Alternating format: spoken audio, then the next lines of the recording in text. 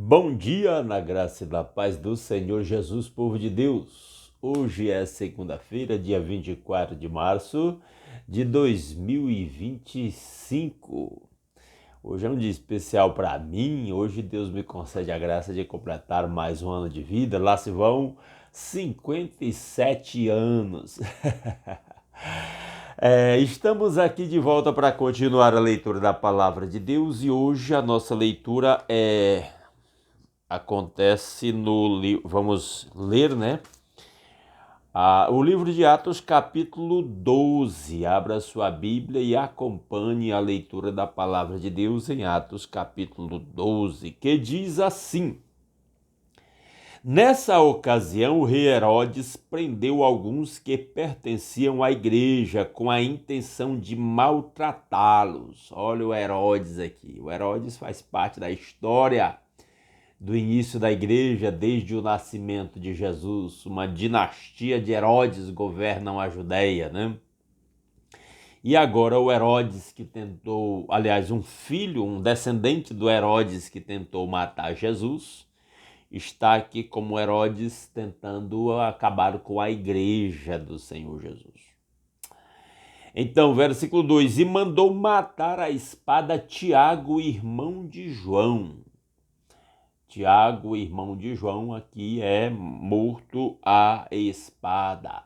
Vendo que isso agradava aos judeus, prosseguiu, prendendo também Pedro durante a festa dos pães sem fermento.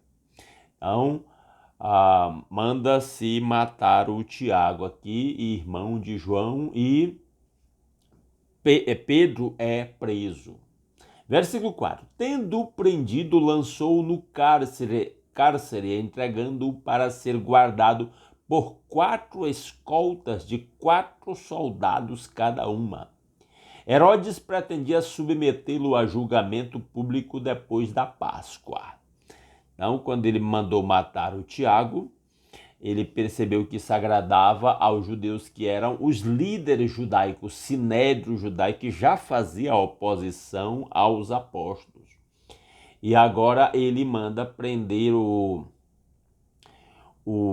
Pedro e coloca, e aí um reforço na segurança, 4 escoltas de 4 soldados cada uma, vigiando Pedro preso lá, né?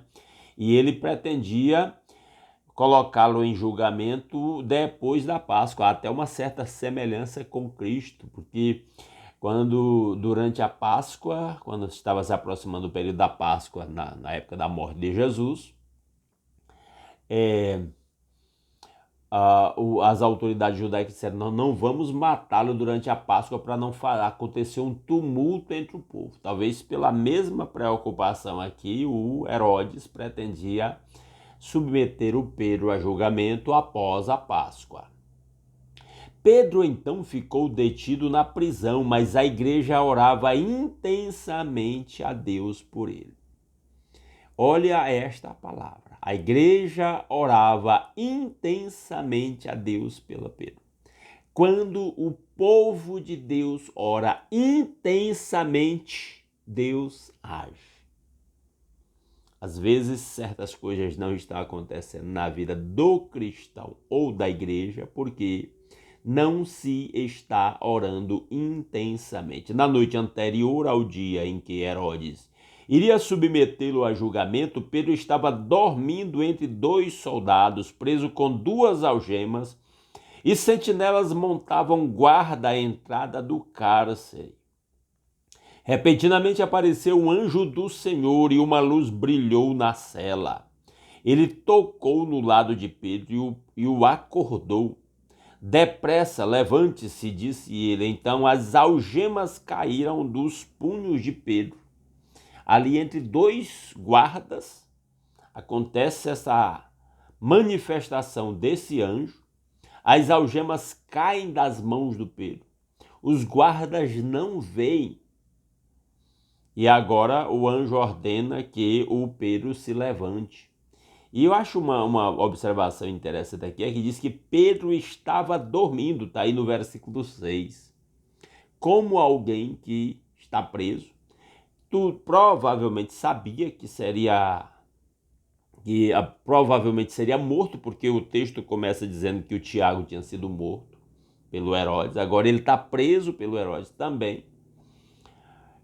Consciente de que seria morto, está lá dormindo entre soldados, numa masmorra romana, vamos dizer assim. Numa masmorra romana que não tinha nenhum conforto para o Pedro dormir ali. Mas ele estava lá dormindo. Somente quem tem a paz do Senhor Jesus conseguiria dormir numa circunstância como essa. Versículo 8, o anjo lhe disse, vista-se, calce as sandálias. E Pedro assim fez. Disse-lhe ainda o anjo, ponha a capa e siga-me. E saindo Pedro seguiu, não sabendo o que era real, o que se fazia por meio do anjo. Tudo lhe parecia uma visão. Até então, o Pedro achava que era somente uma visão, não estava crendo que era algo real. Passaram a primeira e a segunda guarda e chegaram ao portão de ferro que dava para a cidade. Este se abriu por si mesmo para eles e passaram. Tendo saído, caminharam ao longo de uma rua e de repente o anjo o deixou e saiu Pedro livre já na rua. Então Pedro caiu em si e disse, agora sei que sem nenhuma dúvida que o Senhor enviou o seu anjo e me libertou das mãos de Herodes e de tudo que o povo judeu esperava.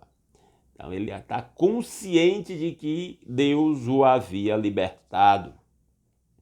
Percebendo isso, ele se dirigiu à casa de Maria, mãe de João, também chamado Marcos, onde muita gente se havia reunido e estava orando, os crentes reunidos na casa da Maria, mãe de João, chamado Marcos, estava orando pelo Pedro e agora o Pedro se dirige para lá. Pedro bateu à porta do alpendre e uma serva chamada Rode veio atendê-lo. Ao reconhecer a voz de Pedro, tomada de alegria, ela correu de volta sem abrir a porta e exclamou, Pedro está à porta. A moça voltou para dentro do local da reunião, da casa lá, gritando, avisando que o Pedro estava na porta, né? Versículo 15, eles, porém, lhe disseram, você está fora de si. Insistindo ela em afirmar que era Pedro, disseram-lhe, deve ser o anjo dele. Eles não estavam acreditando que o Pedro estava lá fora, que Deus havia feito um milagre e o Pedro estava livre. Versículo 16, mas Pedro continuou batendo e quando abriram a porta e o viram, ficaram perplexos. Estavam orando, mas não estavam acreditando que Deus podia realmente libertar o Pedro. Uma faceta nossa, uma faceta da nossa limitação humana. Às vezes nós pedimos certas coisas a Deus e nem cremos. Ainda bem que Deus faz as coisas a nosso favor, pela sua graça, exclusivamente, porque se dependesse da nossa fé, muitas vezes não ia acontecer. Versículo 17, mas ele fazendo-lhe sinal para que se calassem, descreveu como o Senhor o havia tirado da prisão e disse, contem isso a Tiago e aos irmãos. Então saiu e foi para outro lugar. Mandou avisar o Tiago, que naquele momento era o líder da igreja de Jerusalém. De manhã, não foi pequeno o alvoroço entre os soldados quanto ao que tinha acontecido a Pedro. Agora os soldados estão em aperto, porque o Pedro sumiu, o prisioneiro sumiu, né? E naquela época, se um prisioneiro sumisse, o soldado era executado, era culpado porque deixou o prisioneiro fugir. Versículo 19. Fazendo uma busca completa e não encontrando, Herodes fez uma investigação entre os guardas e ordenou que fossem executados. Os guardas foram executados, porque não guardaram o Pedro adequadamente, deixaram o Pedro fugir. Depois Herodes foi da Judeia para Cesareia e permaneceu ali durante algum tempo. Ele estava cheio de ira contra o povo de Tiro e de Sidom. Contudo, eles haviam se reunido e procuravam ter uma audiência com ele. Tendo conseguido o apoio de Blasto, homem de confiança do rei, pediram paz porque dependiam das terras do rei para obter o alimento. Então está aí o Herodes tratando de coisas administrativas do seu governo. No dia marcado, Herodes, vestido com seus trajes reais, sentou-se em seu trono e fez um discurso ao povo.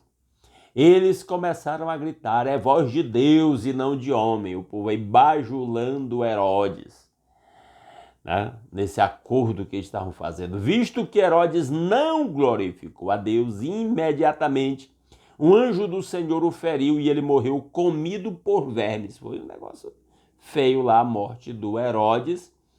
E aí o Lucas, escrevendo isso, diz que foi porque, por causa da soberba dele, mediante o discurso dele, que as pessoas o estavam ovacionando aí, ele não glorificou a Deus.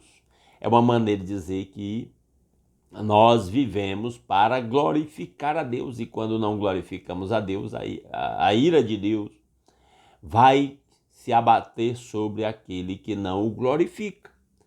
A maioria não como Herodes, que vai receber a ira de Deus imediatamente. Muitos vão receber a ira de Deus após aquele grande dia, o dia do juízo. Entretanto, olha o verso 24 e 25 para terminar. Entretanto, a palavra de Deus continuava a crescer e a espalhar-se. Isso é uma maneira de dizer que mais pessoas estavam sendo alcançadas pelo evangelho. Tendo terminado sua missão, Barnabé e Saulo voltaram de Jerusalém, levando consigo João, também chamado Marcos. Agora, o Saulo e o Barnabé andam juntos. Barnabé é um mentor de Saulo no início da sua caminhada cristã. E essa informação aqui de que levavam João consigo, João era sobrinho do Barnabé. Nós vamos ver essa informação mais à frente. Esse João aqui também é chamado Marcos, e ele vai aparecer como personagem nessa história mais vezes aqui para frente, tá certo? E aí uma última palavrinha sobre este capítulo 12. É interessante que o capítulo começa contando de Tiago, que foi morto por Herodes, e segue contando de Pedro, que foi preso por Herodes e que Herodes tinha a intenção de matá-lo, mas que Deus o livrou. E aí a gente pergunta, por que Deus livrou Pedro e não livrou Tiago? Porque a vida cristã, a vida da fé é assim.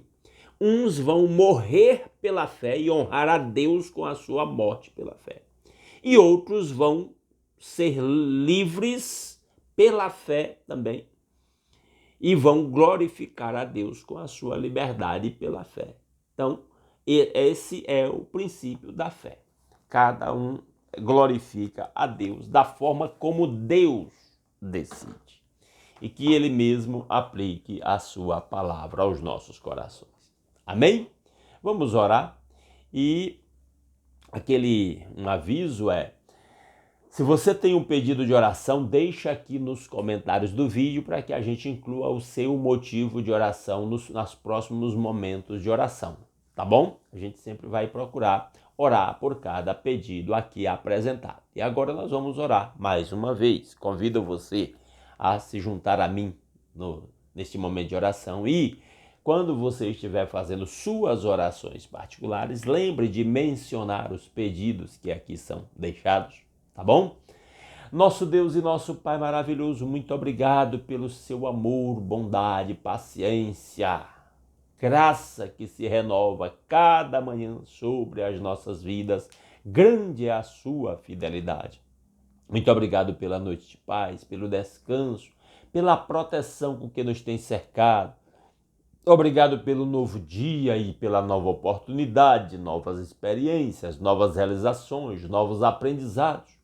Muito obrigado por este meio de comunicação pelo qual nós podemos nos unir no só Espírito em torno da sua palavra, alimentando a nossa fé, buscando a sua face em oração, intercedendo uns pelos outros. Ó Deus, que a sua bênção esteja sobre a vida, sobre o lar, sobre a família, sobre o trabalho, sobre a saúde de cada um dos meus irmãos que ora comigo nesta hora. Ó Deus, que esta nova semana seja uma semana de muitas bênçãos, de muitas vitórias, de muitas realizações, de muitas conquistas, que por onde quer que formos nessa nova semana possamos ir sob a sua bênção, sob a sua proteção, sob a sua direção, sob a sua provisão de tudo quanto nos seja necessário para o sustento das nossas vidas e das nossas famílias. Ó Deus maravilhoso, muito obrigado pelo trabalho com que cada um ganhou sustento, ó Deus, de si mesmo e da sua família. E neste sentido nós clamamos pela nossa irmã Nájila, para que seja chamada para ocupar o posto para o qual foi aprovada naquele concurso. O Senhor abra uma porta de um novo trabalho para o meu irmão Julião. O Senhor esteja cuidando da saúde da irmã Lídia, da irmã Valderice, da irmã Letícia, que o Senhor esteja orientando os médicos que estão tratando dessas irmãs, que o Senhor abra portas para quem precisa de cirurgia.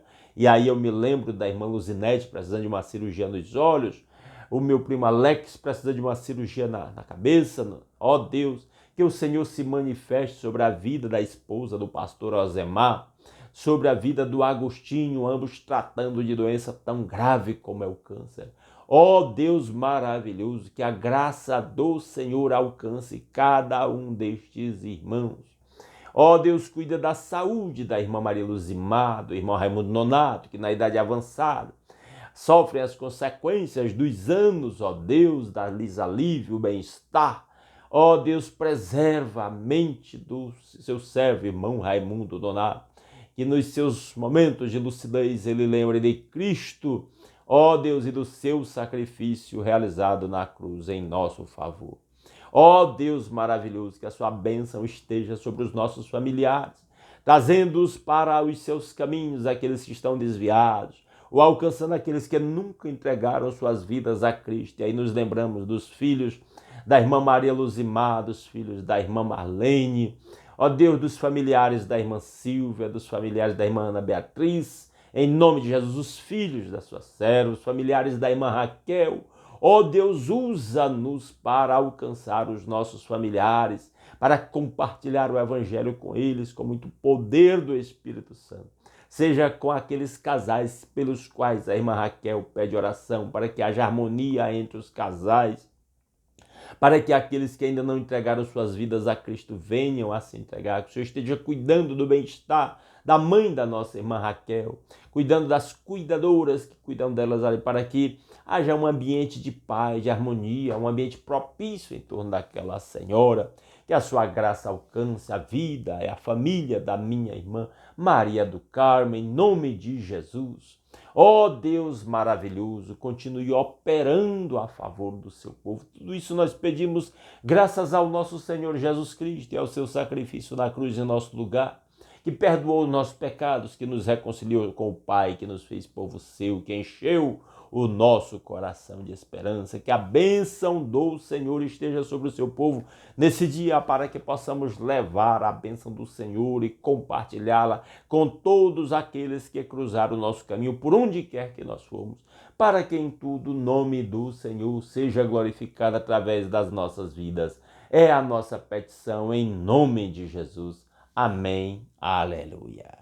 Meus amados irmãos, muitíssimo obrigado pela sua companhia. Se Deus quiser, amanhã, às 5h30 da manhã, estaremos aqui de volta, compartilhando a palavra de Deus. Aguardo vocês. Um grande abraço a todos.